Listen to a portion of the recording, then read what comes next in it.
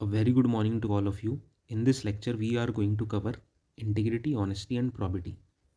Though we have discussed these three in the previous lecture, but in this lecture, we are going to discuss overall कि integrity, probity और honesty होता क्या है और इनके बीच में अगर कोई रिलेशन है तो उसको भी समझने की कोशिश करेंगे. अब सबसे पहले बात करते हैं इंटीग्रिटी की.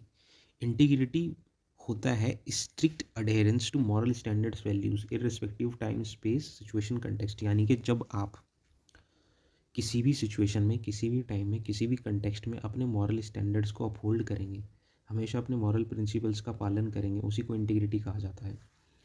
इंटीग्रिटी का रिलेशन कहा जाता है कि इंटीग्रेशन वर्ड से ये डिराइव हुआ है. अब इंटीग्रेशन की बात की जा रही तो किस चीज़ का इंटीग्रेशन? इंटीग्रेशन यहाँ पर थिंकिंग, वर्ड्स एंड डीड्स का. यानी कि जब आदमी की इन तीनों चीज़ों के अंदर कोहेरेंसी डेवलप हो जाए, सिंक्रोनिमिटी आ जाए, उसी स्टेट को इंटीग्रिटी कहा जाता है. इसको कुछ इस तरीके से कहा जाता है, it is like watching my self. यानी कि खुद को ही देखना. यानी कि जब आप खुद को ही देख रहे हो, आपको देखने वाला कोई ना हो, और उस टाइम पर भी आपकी जो थिंकिंग, वर्ड्स और डीड है उनके अंदर कोई बदलाव नहीं होता और कोहेरेंसी बनी रहती है, तो उसी स्टेट को इंटीग्रिटी कहा जाता है. It is like faithfulness towards your self. अब इससे रिलेटेड मैंने एक लाइन यूज़ यहाँ पर ये किया, it is personal in nature. यानी कि it is personal in nature. ये मैंने इसलिए यूज़ किया ताकि हम प्रॉबिटी को और अच्छे समझ पाएँ. बिकॉज इंटीग्रिटी जो होता है वो पर्सनल इन नेचर होता है, वाइल प्रॉबिटी जो होता है वो पब्लिक इन नेचर होता है. इसका मतलब ये है कि जो प्रॉबिटी होती है, जब आपकी इंटीग्रिटी पब्लिक डोमेन में आ जाए, यानी कि लोग भी उसको एक्नॉलेज करने लग जाएँ, तो फिर वो प्रॉबिटी बन जाती है. उसको बाद में समझते हैं. अभी पहले हम ये वेन डायग्राम देख लेते हैं कि जब आपकी थिंकिंग, सेइंग और कंडक्ट के अंदर कोहेरेंसी आ जाए, इंटरसेक्शन वाला जो पोर्शन है इन तीनों के अंदर, जब सिंक्रोनिमिटी आ जाती है, उसी को इंटीग्रिटी कहा जाता है. तो इसके कुछ एग्जांपल्स देख लेते हैं. एग्जांपल सबसे बढ़िया है लॉर्ड रामा का, जो रामायण के अंदर भगवान राम की बात होती है कि प्राण जाए पर वचन न जाए. तो यानी कि वो कैरेक्टर जो है लॉर्ड रामा का, वो जो शो डिपिक्ट करते हैं वो इंटीग्रिटी शो करते हैं. यानी कि हमेशा अपने वचन का पालन करते हैं. तो this is nothing but integrity. History से हम एग्जांपल लेते हैं लाल बहादुर शास्त्री जी का, महात्मा गांधी का. लाल बहादुर शास्त्री के बारे में कहा जाता है कि उनकी डॉटर बीमार थी और तो उन्हें 15 दिन का पैरोल मिलता है, लेकिन उनकी डॉटर 3 दिन के अंदर ही मर जाती है. तो इस सिचुएशन में वो क्या करते हैं, बाकी के बचे हुए 12 दिन की पैरोल वो यूज़ नहीं करते हैं और वापस जेल चले जाते हैं. तो this depicts how strong he was. उनकी इंटीग्रिटी को शो करता है. अब ऐसे ही महात्मा गांधी के बारे में कहा जाता है कि उन्होंने नॉन कॉपरेशन मूवमेंट जो था वो इसलिए कॉल ऑफ किया था बिकॉज नॉन वायलेंस हुआ था, और नॉन वायलेंस जो था उनके प्रिंसिपल्स के अगेंस्ट था. तो ये भी इंटीग्रिटी का एग्जाम्पल है. अब और एक एग्जाम्पल देख लेते हैं कि रामानुजन जो मैथमेटिशियन थे, उनके बारे में कहा जाता है कि नॉन वेज वो नहीं खाते थे, और वहाँ की मैस और चिकन में जब वो इंग्लैंड में थे तो उनकी जो मैस थी और जो किचन कैंटीन जो भी था वहाँ पे नॉन वेज ही बनता था अधिकतर. तो वो उन बर्तनों को भी यूज़ नहीं करते थे जिनमें नॉन वेज बनता था. तो इस वजह से वो घर पे कोशिश करते थे कि कुछ बनाए, लेकिन बना नहीं पाते थे ड्यू टू वर्क लोड. तो उनकी हेल्थ डिटोरिएट हो गई थी वहाँ पर, लेकिन फिर भी उन्होंने नॉनवेज नहीं खाया. सो this is an example of integrity. Socrates जो प्लेटो के गुरु थे, टीचर थे, उनके बारे में कहा जाता है कि वो सच बोलते थे. तो लोगों को पसंद नहीं आया, तो लोगों ने उनको फोर्स किया कि आप ऐसे बोलो, लेकिन उन्होंने मरना पसंद किया, ना कि अपनी इंटीग्रिटी के साथ कॉम्प्रोमाइज़ किया. सो this is also an example of integrity. अब एग्जाम्पल फ्रॉम लाइफ आप अपना लिख सकते हो. जब भी एग्ज़ाम में बात होगी किसी ना किसी वैल्यू की, तो आपको एग्जाम्पल तो लिखना ही है एक दो, साथ में अपना एग्जाम्पल भी ज़रूर मेंशन करना है टू गेट गुड मार्क्स. अब इसके बाद देख लेते हैं कि ऑनेस्टी और प्रॉबिटी क्या होता है.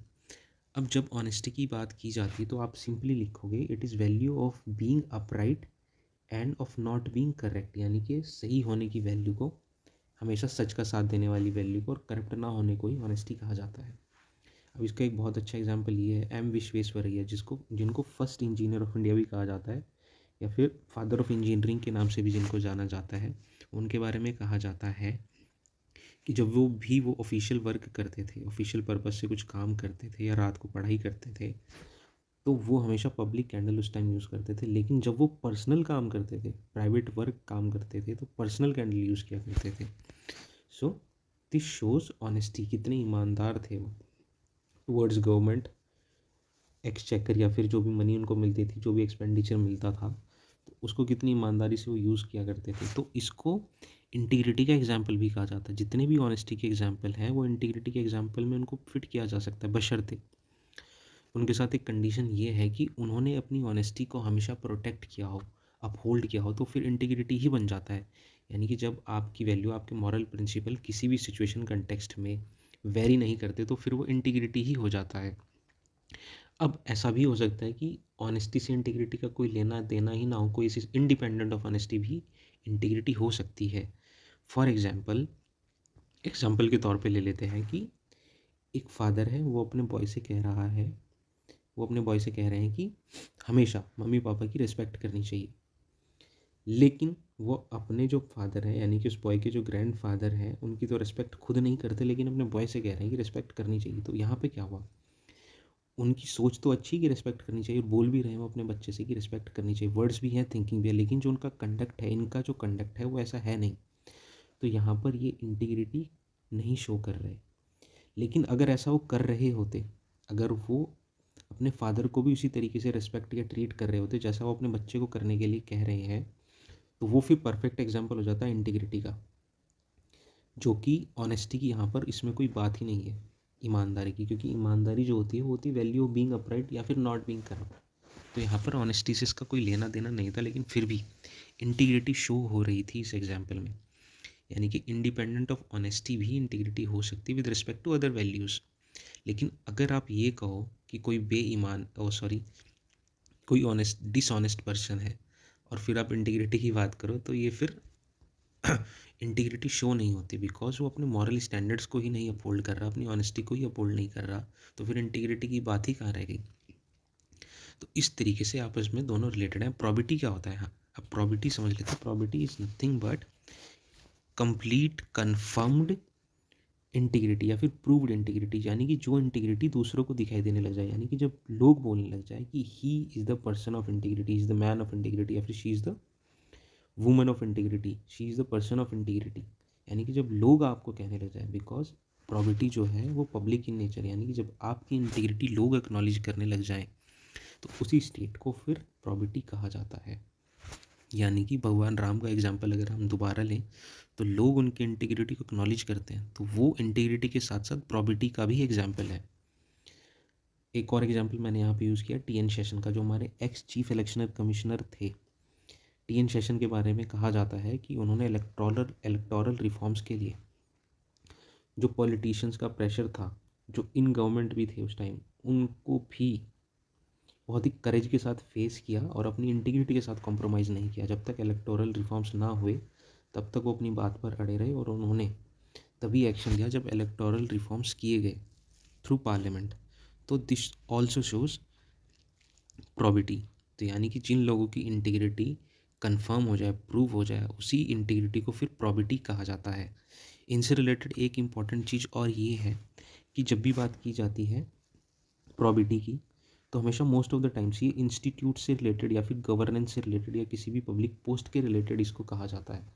पर्सन से रिलेटेड इसको बहुत ही कम कहा जाता है, क्योंकि पर्सन से रिलेटेड इसको बहुत रेयरली इसलिए यूज़ करते हैं क्योंकि किसी की इंटीग्रिटी क्या हो सकती है, कौन किन वैल्यूज़ को अपहोल्ड करता है, क्या मॉरल प्रिंसिपल्स हैं जिनका वो पालन हमेशा करता है, ये पता करना बहुत मुश्किल है। लेकिन जिन केसेस में पता हो जाता है तो उन पर्सनस की भी प्रॉबिलिटी शो होती है। लेकिन इंस्टीट्यूट्स के लिए बहुत ईजी इसलिए होता है क्योंकि इंस्टीट्यूट्स डिक्लेयर्स करते हैं, इंस्टीट्यूट डिक्लेयर कर देते हैं, या फिर रिस्पेक्टिव ऑफिस या पब्लिक ऑफिस डिक्लेयर करके रखता है कि हम इन चीज़ों का पालन करेंगे, ये हमारी वैल्यूज़, हम इनका हमेशा पालन करेंगे या फिर इनको हमेशा प्रोटेक्ट करेंगे, ये प्रिंसिपल्स हैं। तो उस बेसिस पे उनको चेक किया जाता है। अगर उनकी प्रॉबिलिटी, अगर उनकी वैल्यूज़ वो अपहोल्ड कर रहे होते हैं, उनको चेक करने पर सही पाया जाता है, तो उनके बारे में फिर कहा जाता है कि ये प्रॉबिलिटी अपहोल्ड करते हैं। तो जब भी प्रॉबिलिटी की बात होती है मोस्ट ऑफ द टाइम्स हमेशा with respect to public office या फिर किसी इंस्टीट्यूशन के या किसी ऑर्गेनाइजेशन के बारे में ज़्यादातर बात होती है, not with related to person. तो this is all about integrity, honesty and probability. So this is for the day, see you soon in the next lecture. तब तक के लिए take care, have a nice day.